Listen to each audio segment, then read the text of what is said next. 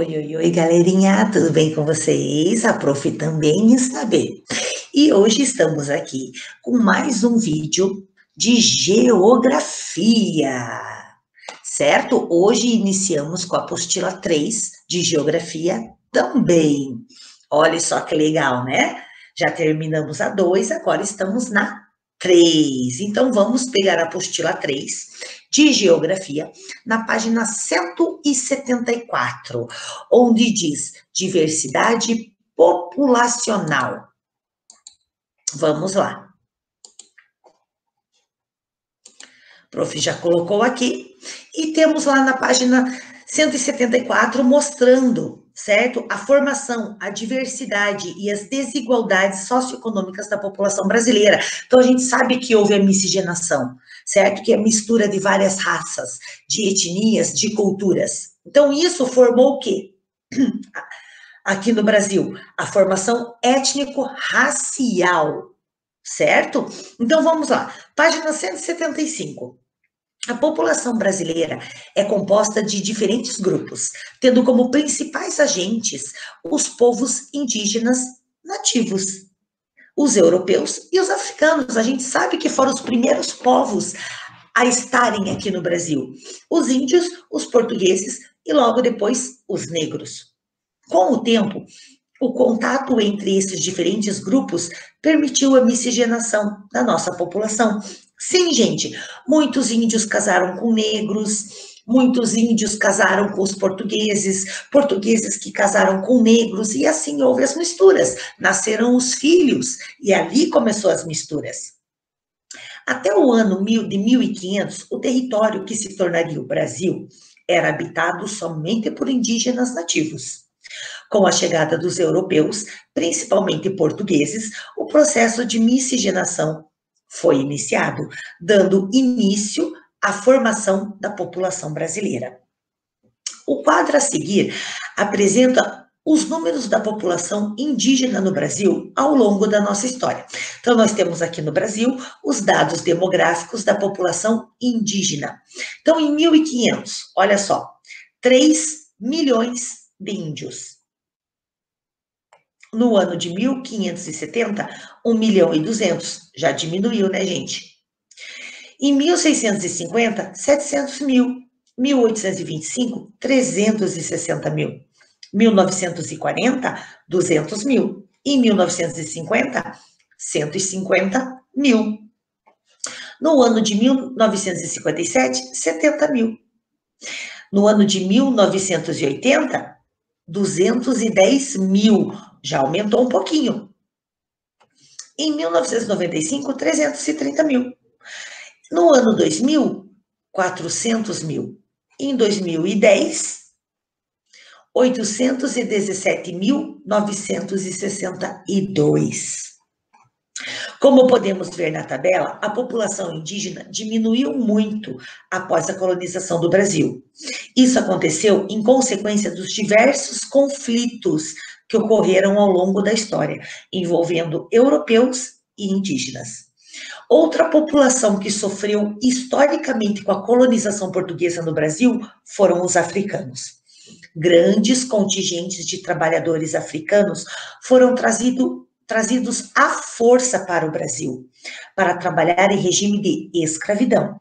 Após a abolição desse regime, em 1888, essa população continuou marginalizada, pois não recebeu o amparo do Estado. Sim, né, gente? Eles continuaram excluindo os índios, os índios, os negros, eles continuaram maltratando os negros.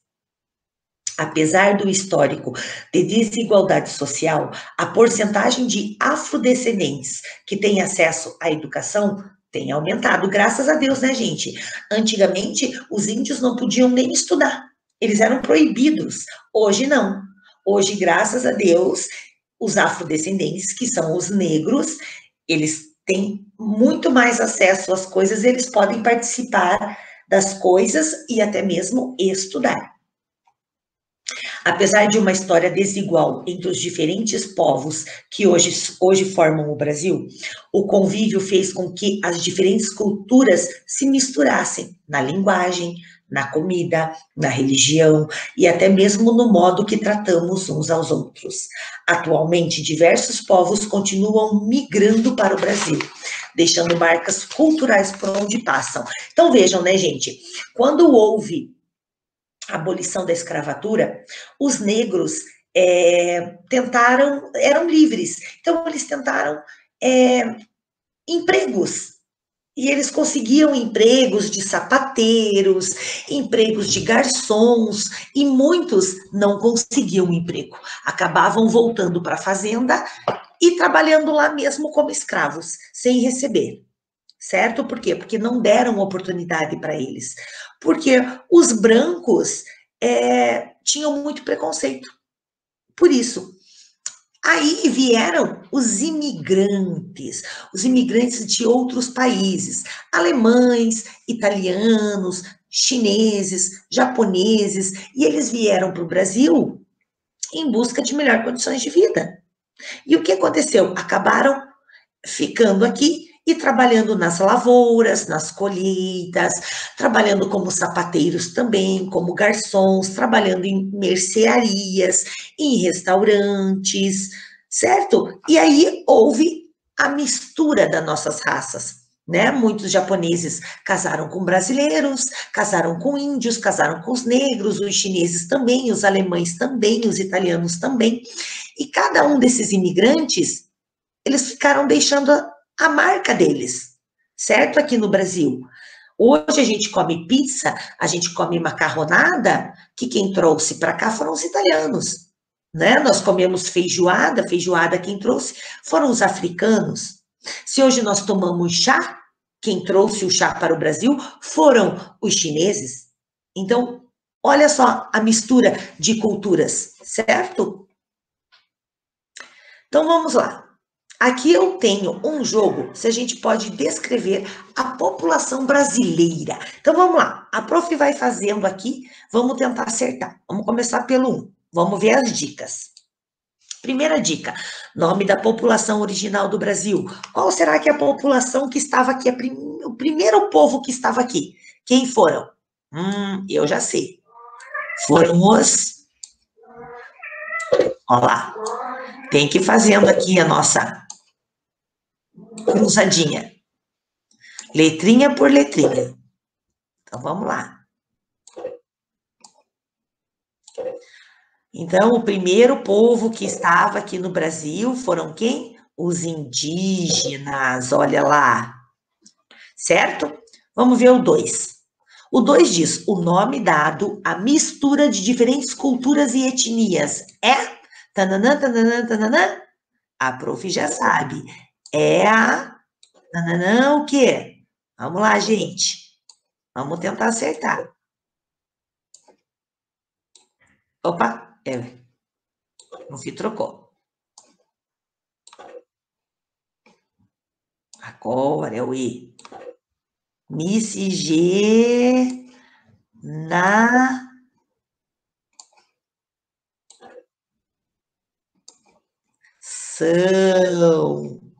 Certo, gente? Miscigenação. Miscigenação, gente, né? É essa mistura de raças e etnias. Vamos ver o 3.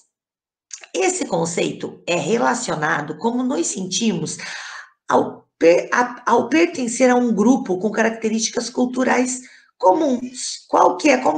Como que é? São as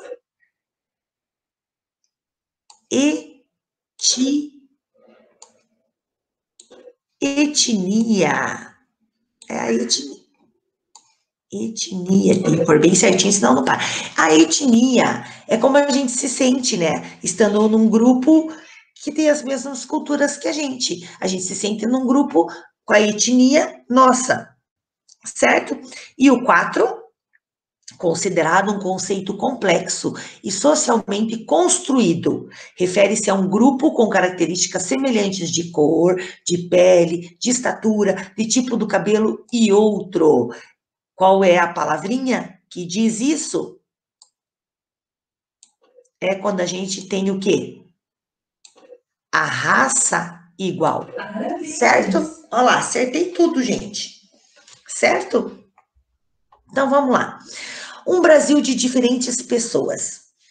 Para melhor conhecimento das características étnico-raciais da população brasileira, o IBGE classifica os brasileiros em 5 categorias: branca, preta, amarela, parda e indígena. Então, aqui no Brasil, nós temos 5 categorias, certo? De raças, que é a branca, a preta, a amarela, a parda e a indígena. O gráfico a seguir apresenta os dados de composição da população brasileira por raça, de acordo com os estudos feitos pelo IBGE no ano de 2010. Então, tá lá, ó, distribuição da população por raça. Então, ó, a branca é a que tem mais, ó. Nós temos aqui no Brasil mais pessoas brancas. Pretas, olha lá, nós temos poucas pretas, gente. 7,61% é pouco. A parda, olha lá a parda. A parda quer dizer que houve misturas de branco com negros. Olha só como aumentou, certo? A amarela, ó, são dos japoneses e chineses, ó. É pouquinho, é 1% só, certo? A azul são os indígenas. Olha lá que pouquinho, gente, que sobrou 0,43% de índios. Então, olha como nós temos poucos índios, certo? Percebemos que a maior parte da população brasileira se concentra em brancos e pardos, mas isso pode variar de região para região. Além disso, os dados pesquisados são informados pelas pessoas, que em geral se classificam pela aparência física, quando o que deveria ser considerado é a origem da família. Então, por exemplo, eu sei que eu sou branca, mas se eu vou lá e vou para a praia e tomo sol, eu já fico mais pretinha. E aí, eu vou falar que eu sou branca ou que eu sou preta? Certo? Só pelo que eu acho. E isso não está certo, deveria ser considerado a origem da minha família, certo? Por exemplo, eu tenho origem alemã e italiana. Então, quer dizer, aí eu ia ser considerada uma pessoa branca. Mas e a pessoa que o pai é africano e a mãe é branca? Ela vai ser considerada como? Então, ela fala que ela é branca. Mas e a família? Certo? Então, deveria ser considerado para a origem familiar. Desigualdade no Brasil. O Brasil é um dos países mais ricos do mundo no que se refere à diversidade cultural. Quer dizer, o Brasil, ele é considerado o país mais rico do mundo por essa mistura de raças, por tantas culturas diferentes que a gente tem aqui no Brasil. Essa grande diversidade foi possível devido à mistura de diferentes povos que formaram toda a nossa população. Contudo, apesar de toda essa riqueza cultural, a história do país é marcada por desigualdades sociais e econômicas que afetam a população brasileira. Certo, né, gente? Olha quantas pessoas pobres tem aqui. Umas pessoas ganham um salário muito alto, outras pessoas ganham um salário muito baixo, certo? As profissões aqui são muito desvalorizadas. Deveria ser diferente, mas não é, né? Por isso que nós temos muita desigualdade social e econômica. O que você entende por desigualdades sociais e econômicas? Por que elas existem? Então vamos ver. A desigualdade social sempre esteve presente no Brasil, pois afrodescendentes e indígenas são considerados socialmente inferiores desde o período colonial. Então, olha só, eles acham que os negros e índios não tem nada de bom para a gente, eles são considerados pessoas pobres, uma raça pobre. Embora essa situação tenha se atenuado, quer dizer, melhorou muito, ainda há muitos casos de atitudes preconceituosas, certo, gente? Há muito preconceito ainda sobre negros e índios. Olha que dó, né, gente? Que pena. Porque são pessoas como nós. Com o processo da urbanização, acentuaram-se ainda mais as desigualdades, pois muitas cidades cresceram de forma acelerada, fazendo com que surgissem áreas na periferia, quer dizer, em lugares pobres das cidades, com infraestrutura muito ruim. Por quê? Porque o local, a área era de pobre, certo? Era pobre. Então, ali eles fizeram como é que eu falo? Fizeram construções com a infraestrutura bem pobre também. Em muitas cidades, há contrastes visíveis, pois há bairros muito desenvolvidos em relação à infraestrutura urbana e outros precários. Observe as imagens a seguir. Precário é o que falta, tá, gente? Falta muito. Olha aqui, ó. Vamos comparar. Bairro com uma boa infraestrutura em Manaus e Amazonas. Olha os prédios bem construídos, tem de tudo aqui, ó. Olha que coisa linda.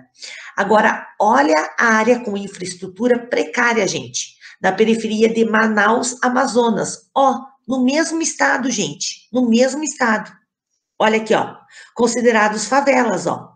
Com risco de deslizamento por causa do rio, mal construídas, pouca infraestrutura, quer dizer, não tem segurança nenhuma. Enquanto aqui tem muita segurança, aqui não tem nada. Além das desigualdades presentes nas áreas urbanas, há também as relacionadas ao desemprego. Diversos estudos demonstram que as populações afro-brasileira e indígenas enfrentam condições de vida piores em relação a outros grupos. Infelizmente, a expressão dessa desigualdade socioeconômica está relacionada ao nível de pobreza, pois de cada 10 pessoas de baixa renda, 6 são afros brasileiros. Olha só, gente, que dó, certo? Eles vivem numa vida em péssimas condições, sem saúde, sem emprego, sem dinheiro, com pouca alimentação. Olha só que dó, né, gente? Além disso, mesmo possuindo grau de instrução elevado, quer dizer, mesmo eles estudando, terem uma faculdade, essa população recebe salários mais baixos que as outras pessoas. Por quê, né, gente? Só porque eles são negros? Só porque eles são índios? Olha que injusto isso. Essa desigualdade aumenta muito em relação às mulheres negras. Então, ó, as mulheres, então, nem se fala. Olhem só, olha o gráfico. Brasil, taxa de desocupação por cor ou raça segundo os níveis de instrução de 2017. Nível de instrução é de estudo.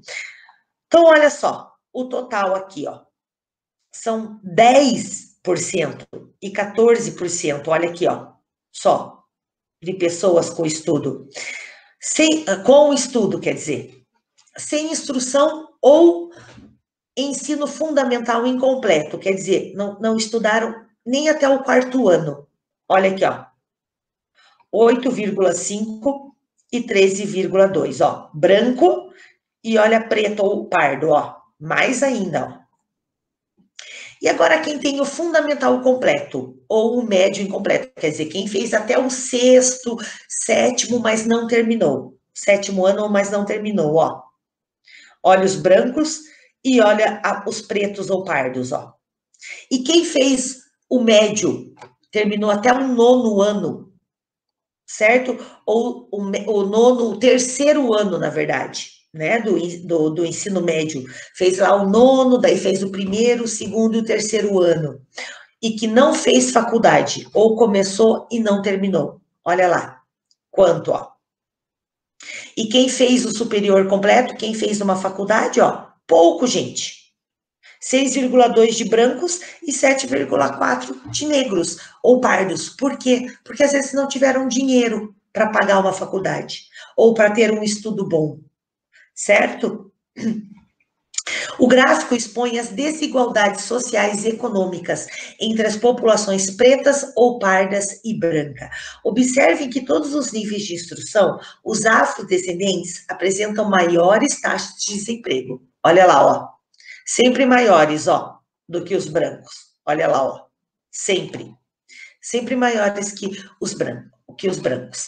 É importante que todos nós estejamos atentos a ideias e soluções que possibilitem a melhoria das condições de vida de todos os brasileiros.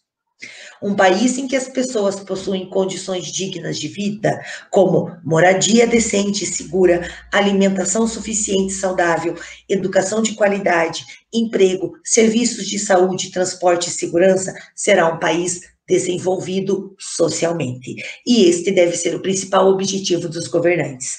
Mas a gente sabe que aqui no Brasil tem muitas pessoas com uma moradia inadequada, né, gente? Não é segura, é perigosa, a alimentação não é boa, a educação também não é boa para essas pessoas, elas não conseguem, né? Tem poucos empregos para pessoas assim, pardas e negras. Os postos de saúde estão melhorando, mas ainda falta muito, certo? O transporte também é muito cheio, é lotado, né? Não tem segurança, o índice de assaltos, de ladrões aumenta. Então, como é que a gente vai dizer que o Brasil é um país desenvolvido socialmente? Certo? Porque nós não temos qualidade nisso. Por isso que o Brasil é considerado um país que não é desenvolvido. Certo, gente? Então, vamos lá. Peguem a apostila de Geografia, apostila 3, certo? Lá na página 184. Vamos continuar com o nosso assunto. Então, a prof vai colocar aqui a apostila para acompanharmos. Então, página 184. O estudo da população. Então, a gente já vem falando sobre o Brasil, sobre a desigualdade no Brasil, sobre a população, sobre as etnias, certo? De raça, tudo. Então, nós vamos chegar agora na organização de toda a nossa população. Então, o estudo da população. A demografia, certo? Tá aqui, ó. Ela vem do latim demo, que é povo, grafia, que é estudo. Então, a demografia, ela estuda o povo, certo? Quando a gente fala em demografia, ela está falando sobre o povo. Então, a demografia é a ciência que estuda as características da população de determinado lugar. O profissional responsável pela coleta e análise dos dados sobre a população é chamado demógrafo. Então, o demógrafo que vai estudar a demografia de cada país, certo? Vai estudar o povo. Distribuição espacial da população. Sobre a distribuição da população brasileira, podemos afirmar que ela é desigual. Isto é, existem áreas onde vivem muitas pessoas e outras onde vivem poucas pessoas. O município de São Paulo é a área que apresenta a maior população total. Em 2019, com 12.252.023 habitantes. E Serra da Saudade, em Minas Gerais, segundo o IBGE, é o município com menor população, com 781 habitantes. Então, vamos olhar as imagens. Olha lá São Paulo. Gente, olha quantos milhões de habitantes existem em São Paulo, certo? Olha, ele tem o maior volume populacional, é São Paulo. Agora, olha lá em Minas Gerais, na Serra das Saudades. Ó, apresenta bem pouca população. Olha a diferença, olha a desigualdade. Essa desigualdade na distribuição populacional tem relação direta com a forma como o Brasil foi ocupado. Pois quando os europeus chegaram, eles estabeleceram primeiro lá no litoral, certo? Perto das praias. E com o passar do tempo, alcançaram o interior do país. É aquilo que a gente estava vendo em história, certo? Claro que eles iam ocupar o litoral. Maior produtividade, perto do mar, mais acesso, mais facilidade às coisas, certo? E claro que a Serra da Saudade é interior do país. Então, a população é menor. Assim, as cidades que concentram maior população estão localizadas no litoral ou próximas a ele, como é o caso, só um pouquinho, deixa eu tirar aqui, como é o caso de São Paulo, Belo Horizonte, Curitiba, Recife, entre outras. Então, gente, a gente pode ver, Curitiba também concentra uma grande parte da população, assim como Belo Horizonte e Recife. Tem outras também, tá, gente? Contudo, como saber qual área concentra mais população? Uma informação que comprova essa desigual distribuição populacional é a densidade demográfica, isto é, a quantidade de pessoas que reside em 1 km² de área. É um cálculo que divide a quantidade de população pela área em que essa população reside. Então, eles medem, certo? Eles vão medir esse km² e ver quantas pessoas moram neste km² que eles vão medir. E aí eles fazem os cálculos e veem se tem muitas pessoas ali ou se tem poucas pessoas ali. Então, ó, vamos utilizar o Brasil como exemplo.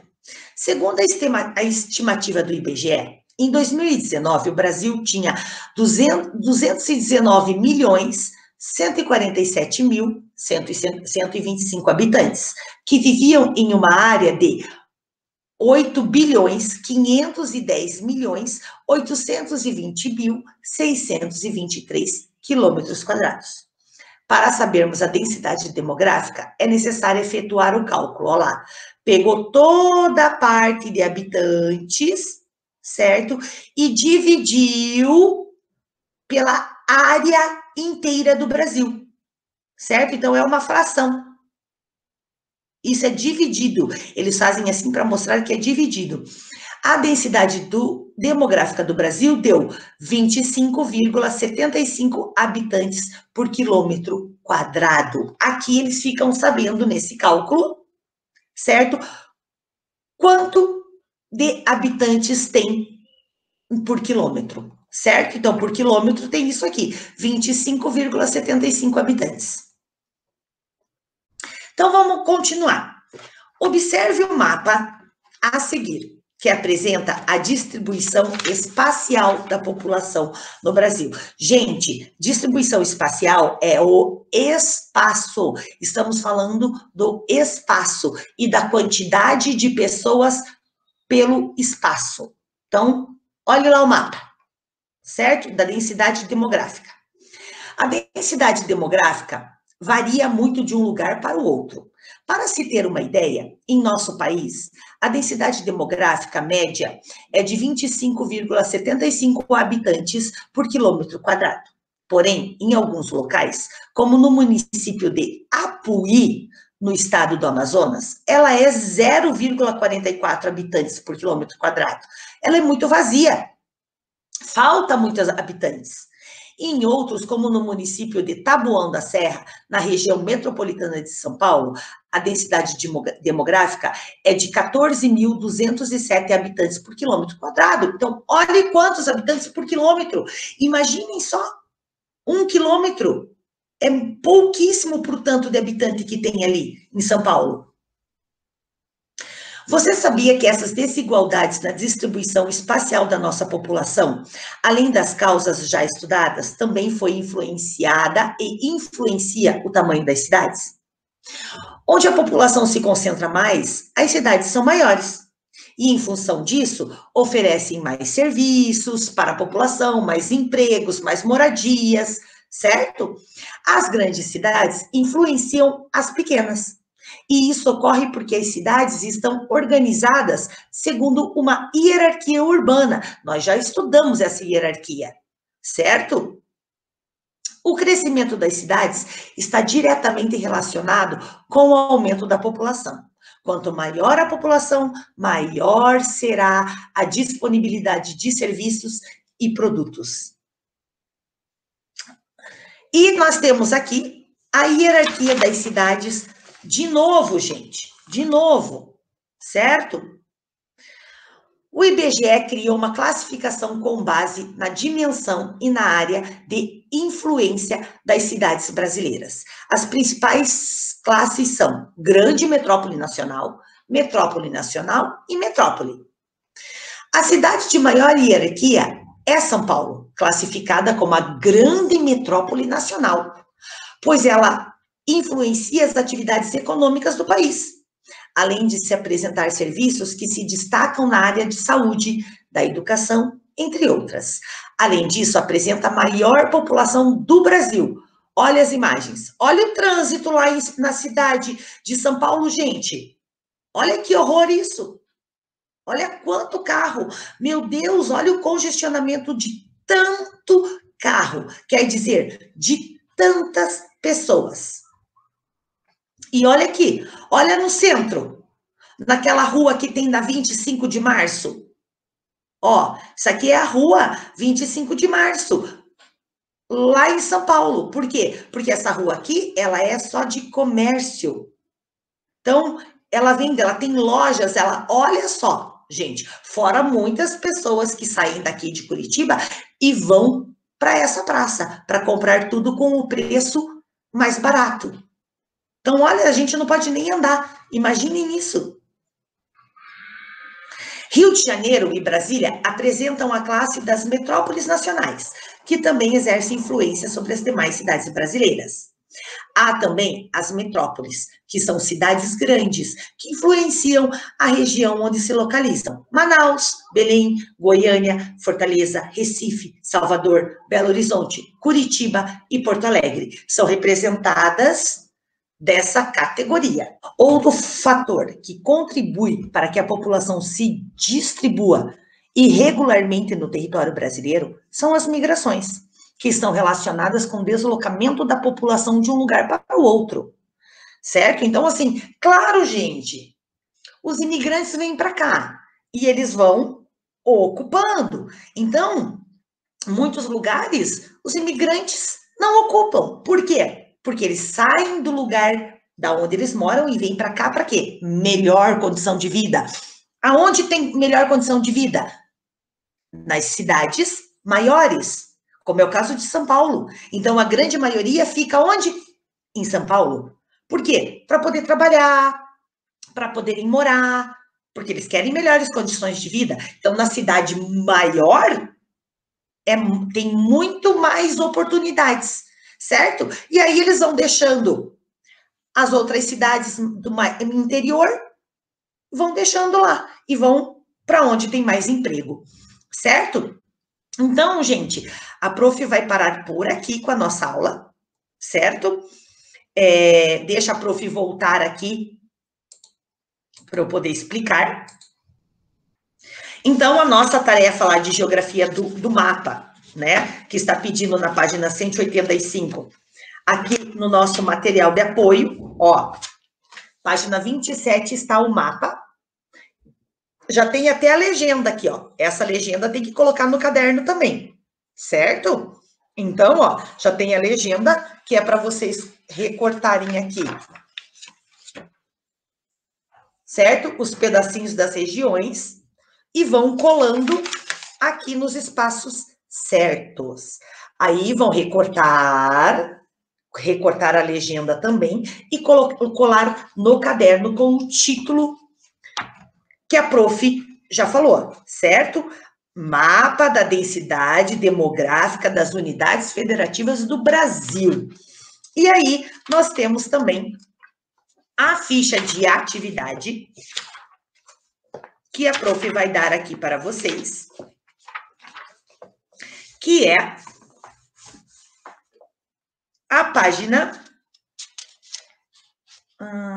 deixa eu olhar aqui, a página 101 e 102 da ficha de atividade, certo?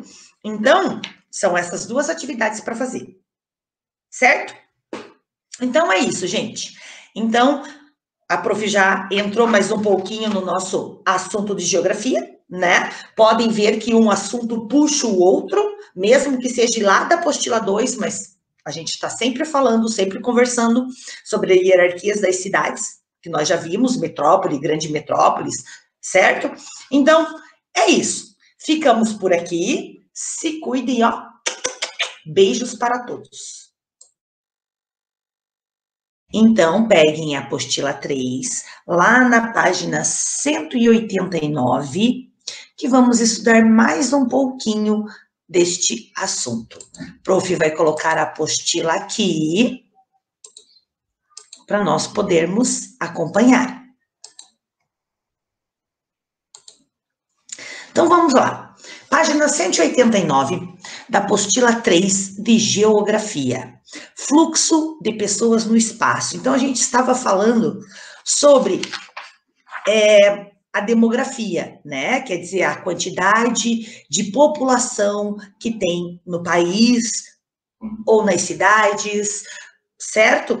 Nós estávamos falando exatamente disso, sobre a densidade demográfica, o estudo da nossa população.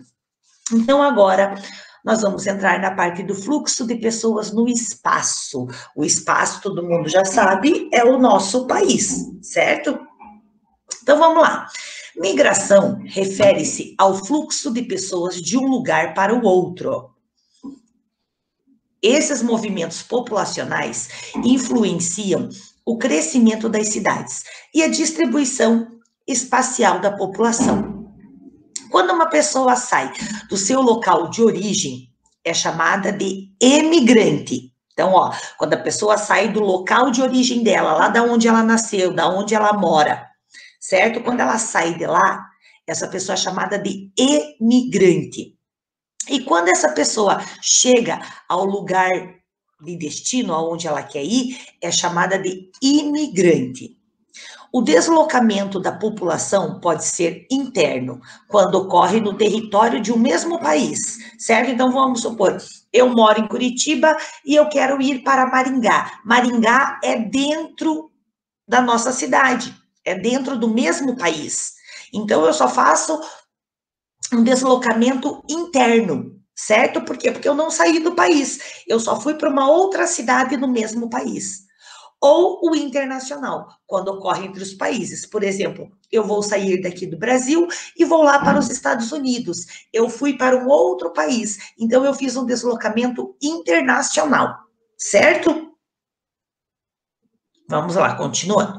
Movimentos populacionais. Um dos deslocamentos que contribuíram para o crescimento das cidades foi o êxodo rural.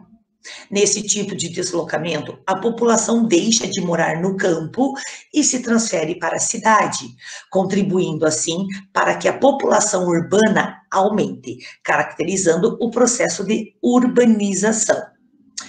Observe o gráfico a seguir, que retrata a evolução da população urbana nas regiões brasileiras. Então, tá lá, ó, Brasil, taxa da urbanização por regiões, de 1940 a 2010. Então, olha lá os períodos, ó, está contando de 10 em 10 anos.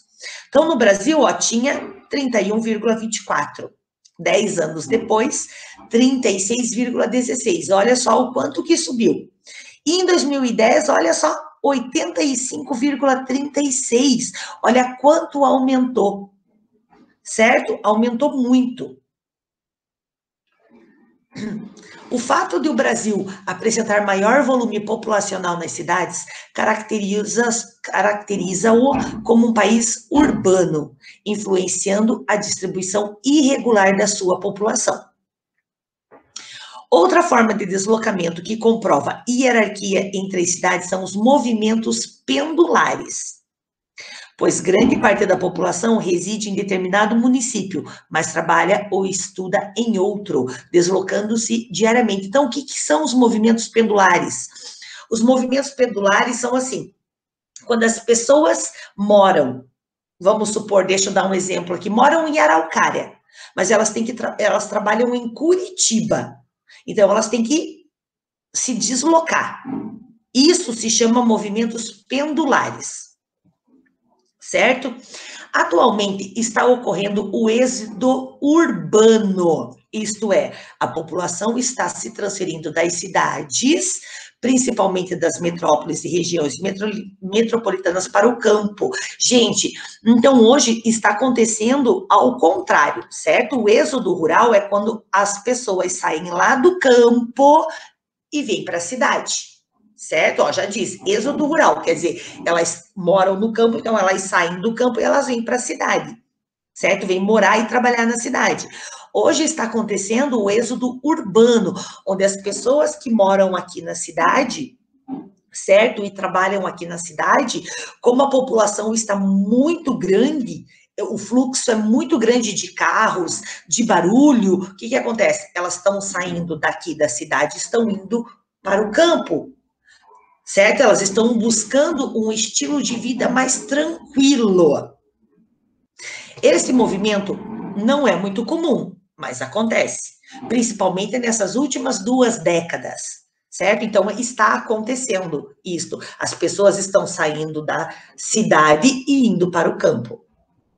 Além disso, a migração sazonal ou a transumância, que é quando a pessoa deixa o seu local de origem e muda temporariamente para um outro lugar, principalmente para trabalhar. Então, essa migração sazonal ou a transumância é quando a pessoa sai da onde ela mora, se muda para outro lugar temporariamente, somente por um tempo.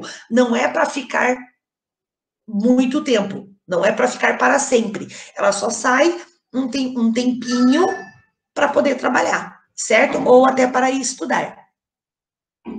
Aí, cheguei, voltei. Então, olha só. O que a prof quer explicar para vocês? Sobre esse fluxo populacional, certo? Esse fluxo populacional que houve e que ainda acontece, ele contribui muito para o crescimento de determinado local, certo? Principalmente em cidades. Esse aumento populacional de cada local e a distribuição espacial irregular da população. Sim, o que acontece? Os imigrantes, né, eles saíram lá do local dele de origem e eles vieram para cá. Por quê? Porque eles queriam buscar melhores condições de vida. Então, São Paulo, como sempre foi uma grande metrópole, a grande maioria foi para lá. Para quê? Para trabalhar, para estudar. Então, por isso que lá a população é muito grande, certo? E por isso que São Paulo é considerado uma grande metrópole. Aí muitas pessoas, muitos imigrantes também vieram para cá, para nossa região, para Curitiba.